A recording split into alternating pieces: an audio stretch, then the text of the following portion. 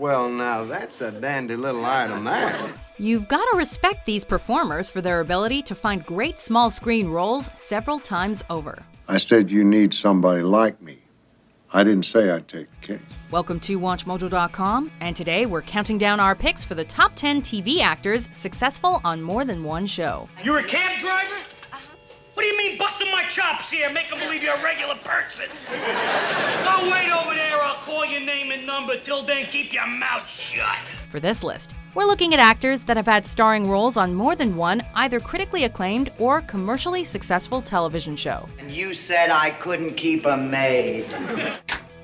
Number 10, Rob Lowe. That, literally, is the most moving thing I've ever heard. This is literally the best way to start this list. After years of success on the big screen, this eminently likable actor first transitioned to a TV leading role in 1999 on Aaron Sorkin's critically acclaimed The West Wing. This country is an idea, and one that's lit the world for 2 centuries, and treason against that idea is not just a crime against the living. A few years after leaving the Bartlett administration, he immersed himself in a world of family drama on the ABC show Brothers and Sisters. Following that show's cancellation in 2011, he relocated full-time to Pawnee, Indiana to play the endlessly upbeat Chris Traeger on NBC's beloved sitcom Parks and Recreation. Donna, you are a remarkable woman, and I just wanted to say that I've always thought of you as family. I just want to say that I've always thought you were hot. Yes, I know. Although The Grinder was canceled after 1 season, Lowe's performance as actor turned fake lawyer Dean Sanderson was critically acclaimed and even earned him a Golden Globe nomination. We're looking forward to seeing what he does next. Oh, wait. Maybe backlit. Oh, you know what you're doing. There you go. Thanks. Oh, that's great. Number 9, Mary Tyler Moore. Well, you're not just saying that. A groundbreaker if ever there was one, Moore found success in 2 beloved pioneering shows in the 60s and 70s. What'd you win? Oh, I won a dryer and a rotis.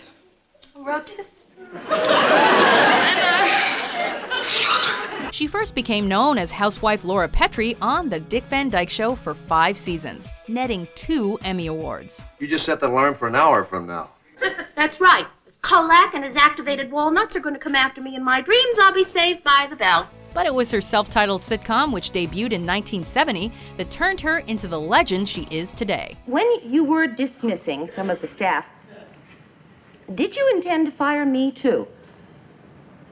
Especially me. Moore broke down barriers by starring as a single woman pursuing a career in the city, a concept that was practically sci-fi at the time. In addition to changing the television landscape, the show aired for 7 seasons and gave Moore 3 additional Emmys. Thank you for being my family.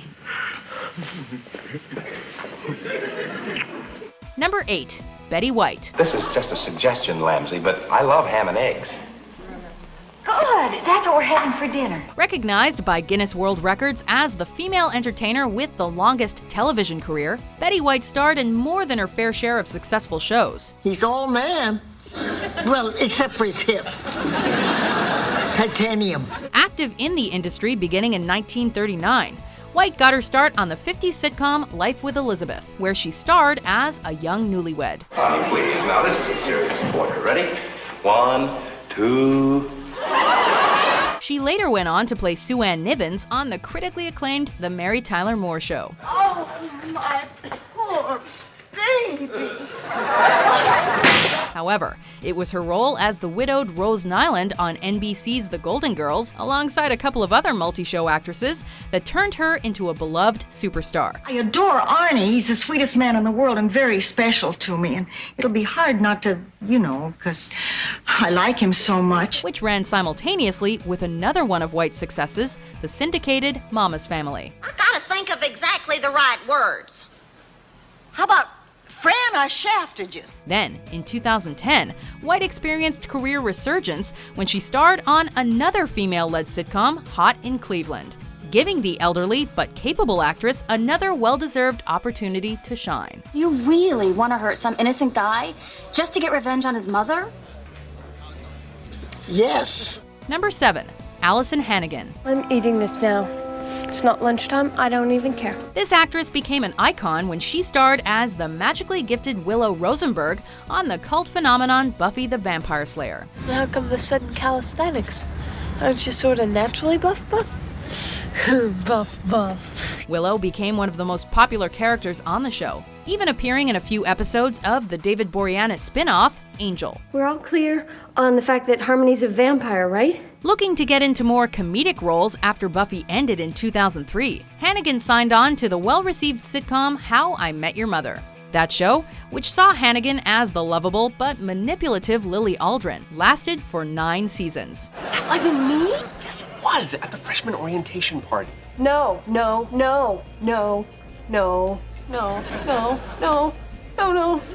Probably Hannigan's greatest claim to fame is that she was one of the 2 main characters whose arc didn't infuriate viewers come the series finale. I love you guys so much, I can't even. Let's move to the second part.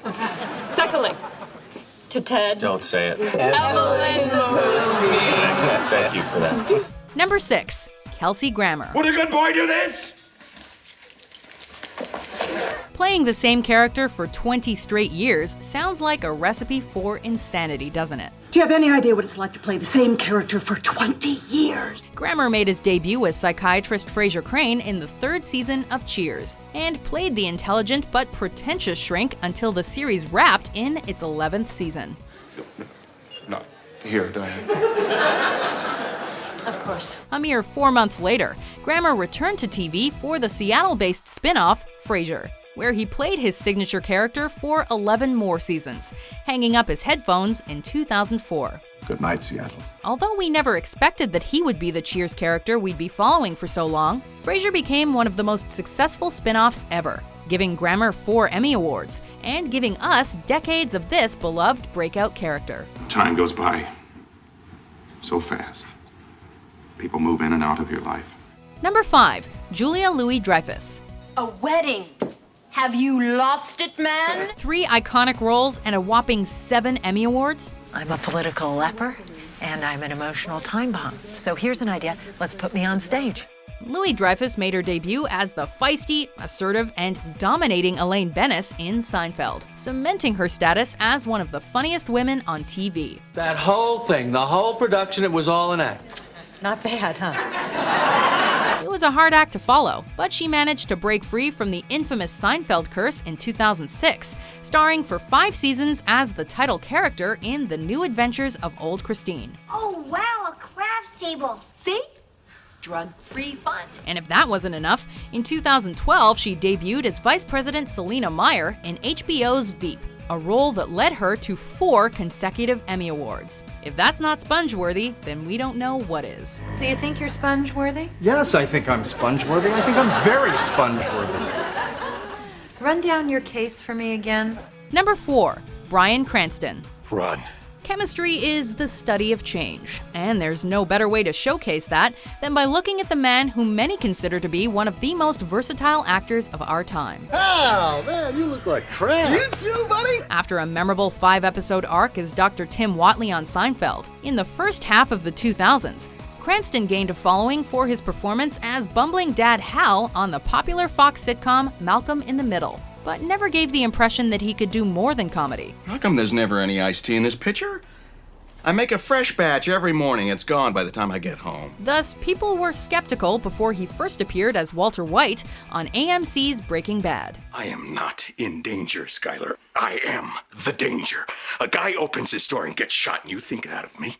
No. I am the one who knocks. Well, 5 seasons and 4 Emmys later, Cranston stands as one of our greatest performers and a central figure in the so-called golden age of television. Stay out of my territory. Number 3. Ed ONeill. Let me tell you something. No woman tells Al Bundy what to do. Hey, you. Get my shoes. Yes, ma'am. The beleaguered father character is so overdone that it takes a true talent to elevate it above just another tired archetype. Ed ONeill is that talent. You have trouble showing affection in public places. Yes. You. Yes. Was that before or after you were delivered to my door in a squad car wearing nothing but your underwear and a police blanket? Also starring multi-show success Katie Sagal, Married with Children featured ONeill portraying patriarch Al Bundy, whose dry but loving performance was a major factor of success in the show's 11-season run. Oh, sure, on the surface, selling women's shoes is fun. But once you cut through all the hype, the myths, the glamour, it's really very much like any minimum wage paying slow death. Normally, it would be hard to follow a run like that, but in 2009, he found himself at the head of a new, more diverse clan as Jay Pritchett in ABC's wildly successful Modern Family. So I stuck it out until they were grown. Jay, you want to join me in the jacuzzi?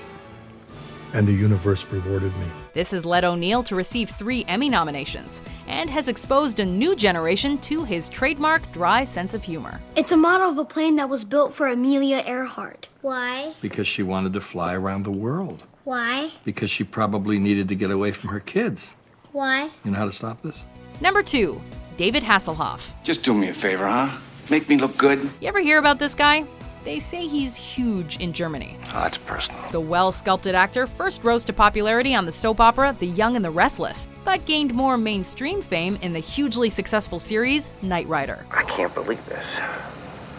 A car that talks back to me. After the show ended in 1986, the Hoff returned to television 3 years later, where he starred as Mitch Buchanan on the Bodfest Baywatch. Oh, you sure? Let me clean it for you. Oh, no, really, it's okay. I'll just go put another one on, no problem. NBC dropping the show after 1 season turned out to be a blessing in disguise, as it was picked up in syndication, where it ran for 10 more seasons and turned out to be one of the most popular shows of all time.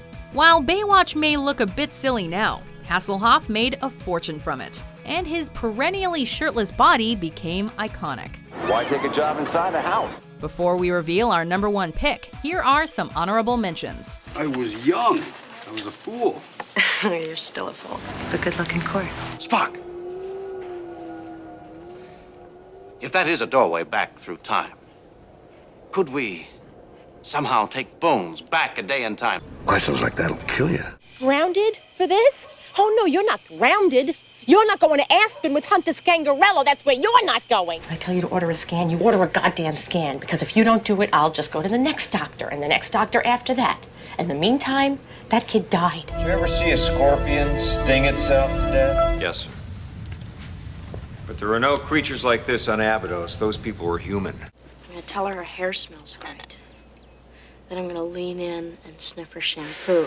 Girls love getting sniffed. You should have seen this girl. Bang, ping, pot out, good donk. What was that one doing here, Master? That one was my fiancée. Thou art kidding. Now, just a minute, young lady. We do want an heir to head the family into business for the next generation. Number 1, Michael J. Fox. It's very easy to stand outside throwing rocks, but please do not have the unmitigated audacity. 2 very big words. It's impossible to say anything bad about this actor or his characters. Yeah, well, I never missed a poetry reading. I have season tickets. Fox became a household name in the 1980s as young Republican Alex P. Keaton on the sitcom Family Ties, which subverted normal sitcom tropes by featuring what the producers described as hip parents, square kids. All right, guys. I can get either one of them to eat. Yeah, we need a new mom. This one's had it. Alex became the focus of the show, earning Fox 3 Emmy Awards during its run. After nurturing his film career for a few years, Fox took on the role of Deputy Mayor Mike Flaherty in 1996 on Spin City, which won him another Emmy Award. This is so cool. The series led to an emotional goodbye when he had to leave the show in 2000 due to worsening conditions from Parkinson's disease. However, in 2013, he returned to TV with a short-lived self-titled sitcom that dealt with his condition, and reminded everyone that Michael J. Fox is a TV icon. A 7-year-old is like a sponge. He's ready to absorb the world. An 8-year-old is dead inside. Do you agree with our list? Who are your favorite actors that were successful on multiple shows? Here's a flash for you. We're all desperate to be relevant. For more TV Top 10s published every day, be sure to subscribe to WatchMojo.com. Arms up. Dude,